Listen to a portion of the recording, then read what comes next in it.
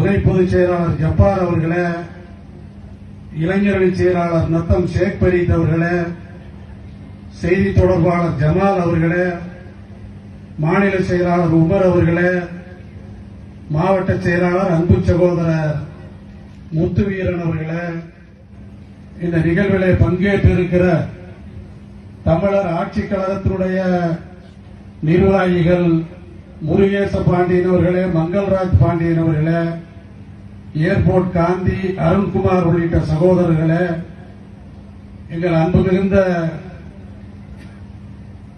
ஐந்திணை மக்கள் கட்சியினுடைய ஒருங்கிணைப்பாளர் தேவதாஸ் அவர்களே, இந்த நிகழ்விலே ஆயிரக்கணக்கிலே திரண்டிருக்கிற என் உயிரினும் உயிரான தேவேந்திர சொந்தங்களே, என் ரத்த உறவுகளே, உங்கள் அத்தனை பேருக்கும் நாம் சார்ந்திருக்கிற தமிழக மக்கள் ஜனநாயக கட்சியின் சார்பிலே மகத்தான நன்றியையும் வாழ்த்தையும் தெரிவித்துக் கொள்கிறேன். தேவேந்திர குல அரசியல் வரலாற்றில் எல்லா மக்களுக்குமான ஒரு அரசியல் அமைப்பாக தமிழர் ஆட்சிக் கழகம் உருவெடுத்திருக்கிறது. எல்லா மனிதர்களையும், எல்லா தலைவர்களையும், எல்லா மக்களையும் அரவணைக்கிற மகத்தான தலைவராக எஸ்.ஆர். பாண்டியன் உருவெடுத்திருக்கிறார். எஸ்.ஆர். பாண்டியன் அவர்களை தமிழ்நாட்டின் பட்டி தொட்டிகளிலே எல்லாம் கொண்டு போய் சேர்த்தவன் என்கிற அடிப்படையிலே இப்படி ஒரு தலைவரை தமிழ்நாட்டு மக்களுக்கு அறிமுகப்படுத்தியதிலே நான் மிகவும் மகிழ்ச்சி அடைகிறேன். தேவேந்திர சமூகத்திலே பன்னெடுங்காலமாக தலைவர்கள் தோன்றியிருக்கிறார்கள். ஒவ்வொரு தலைவர்கள் மீதும் நூற்றுக்கணக்கிலே வழக்குகள். அவர்களை பின்பற்றுகிற எல்லோரும் இன்றைக்கு சிறைச்சாலைக்கும் நீதிமன்றத்துக்குமாக அலைந்து கொண்டிருக்கிறார்கள். ஆனால் கொள்கையை மட்டும் துணை கொண்டு சட்டமன்றத்திற்கு செல்ல இருக்கிற மகத்தான தலைவர் எஸ்.ஆர். பாண்டியன் அவர்கள். அவர் உங்களை நீதிமன்றத்துக்கு அழைக்கவில்லை, அவர் உங்களை சிறைச்சாலைக்கு அழைக்கவில்லை, அவர் உங்களை சட்டமன்றத்துக்கு அழைக்கிறார். எனவே என் ரத்த சொந்தங்களே, இன்றைக்கு அறிவாளை விட, கத்தியை விட, வெடிகுண்டை விட அறிவாயுதம் மேலானது என்பதை அவர் உங்களுக்கு சொல்லிக் கொண்டிருக்கிறார். எனவேதான் எங்களை போன்றவர்கள் உடல் நலம் நலிவுற்றிருந்தாலும் கூட நூற்றுக்கணக்கான கிலோமீட்டர் தூரம் பயணித்து எஸ்.ஆர். பாண்டியன் கூட்டுகிற இந்த மாநாட்டிலே பங்கேற்க வேண்டும் என்று ஓடோடி நாங்கள் வந்திருக்கிறோம். இன்றைக்கு ஒரே ஒரு செய்தி உங்களிடத்திலே கேள்வியாக கேட்கிறேன். கிட்டத்தட்ட தமிழ்நாட்டின் மக்கள் தொகையில தேவேந்திர சமூகம் 8 முதல் 10% இருக்கிறது.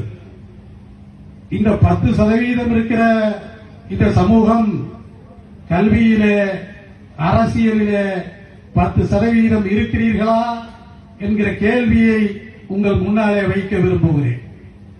எத்தனை ஆண்டு காலமாயிற்று இந்தியா சுதந்திரம் பெற்று?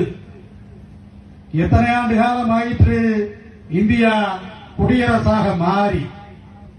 இத்தனை ஆண்டு காலத்திலே உங்களிடத்திலே இருந்து வந்த சட்டமன்ற உறுப்பினர்கள் எத்தனை பேர்? ஆட்சித் தலைவர்கள் எத்தனை பேர்? காவல் கண்காணிப்பாளர்கள் எத்தனை பேர்? என்றைக்காவது இந்த சமூகம் அதை எண்ணி பார்த்திருக்கிறதா? ஏன் எண்ணி பார்க்கவில்லை? நம்முடைய சமூகத்திலே எத்தனை பேர் அரசு உயர் பதவிகளிலே இருக்கிறார்கள்? இதையெல்லாம் கேள்வியாக முன்வைத்துத்தான் எஸ்.ஆர். பாண்டியன் உங்களை அரசியலாய் அழைத்துச் செல்ல முயற்சிக்கிறார். அந்த முயற்சியிலே என்னை போன்றவர்கள் அவருக்கு உறுதுணையாக நிற்கிறோம். நான் தமிழக மக்கள் ஜனநாயக கட்சியினுடைய தலைவர் என்பதை தாண்டி ஒரு இஸ்லாமியனாக தேவேந்திர சமூகம் மிகப்பெரிய அளவிலே வளர வேண்டும் என்று விரும்புகிறேன். இன்றைக்கல்ல, நீண்ட நெடுங்காலமாக இந்த சமூகத்தினுடைய கல்வி வளர்ச்சிக்காக, அரசியல் வளர்ச்சிக்காக, பொருளாதார வளர்ச்சிக்காக உங்களோடு இணைந்து நின்று போராடிக் கொண்டிருக்கிறேன். நான் தேவேந்திர சமூகத்தை சார்ந்தவன் இல்லை என்றாலும் கூட நான் உங்களை இரத்த சொந்தமாக நினைக்கிறேன்.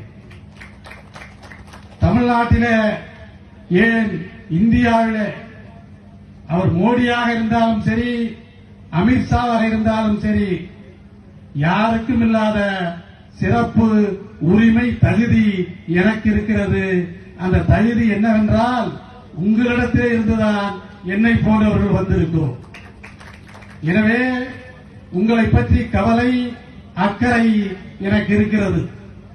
அந்த அக்கறையோடுதான் இன்றைக்கு உங்களை அரசியல் படுத்துவதற்காக ஒரு மகத்தான மனிதராக வந்திருக்கிற எஸ்.ஆர். பாண்டியன் அவர்களோடு நாங்கள் துணை நிற்கிறோம். தமிழ்நாட்டிலே அது பழனி பாபா நிகழ்ச்சியாக இருந்தாலும் சரி, அல்லது இஸ்லாமியர்கள் எங்கே பாதிக்கப்படுகிற நிகழ்வாக இருந்தாலும் சரி, அல்லது இஸ்லாமியர்களுக்கான உரிமை கோருகிற மாநாடுகளாக இருந்தாலும் சரி, எனக்கு முன்னாலே அங்கே எஸ்.ஆர். பாண்டியன் இருக்கிறார்.